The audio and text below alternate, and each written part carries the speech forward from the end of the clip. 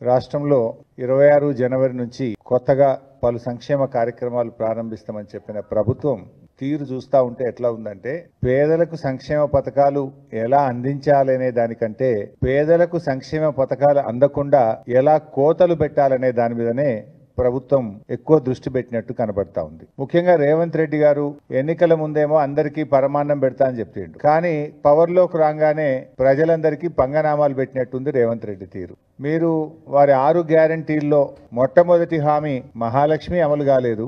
6 గ్యారంటీల్లో చివరి హామీ చేయూత వృద్ధులకు వితంతువులకు 4000 పెన్షన్ అది అమలు కాలేదు. పోనీ ఆ మధ్యలో ఉన్నటువంటి కొన్నైనా అమలు చేస్తాడేమో నిజాయితీగా అంటే దాని విషయంలో కూడా అన్ని కోతలే ఉన్నాయి.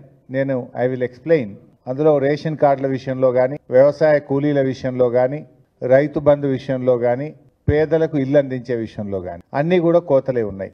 దేవుళ్ళ మీద ఒట్లు పెట్టి మోసం చేసింది చాలదన్నట్టు ఇప్పుడు 26 జనవరి అంటే ముఖ్యంగా రాజ్యాంగం అమల్లోకి వచ్చినటువంటి దినం. భారతదేశ ప్రజలందరూ కూడా రాజ్యాంగం అనేది దైవ సమానంగా చూస్తారు ఈ దేశ ప్రజలు. అలాంటి రాజ్యాంగ దినోత్సవం రోజు ప్రారంభించే పలు అభివృద్ధి కార్యక్రమాల్లో కూడా ప్రజలని మోసం చేయాలని చెప్పి ఈ ప్రభుత్వం ప్రయత్నం చేస్తూ ఉంది.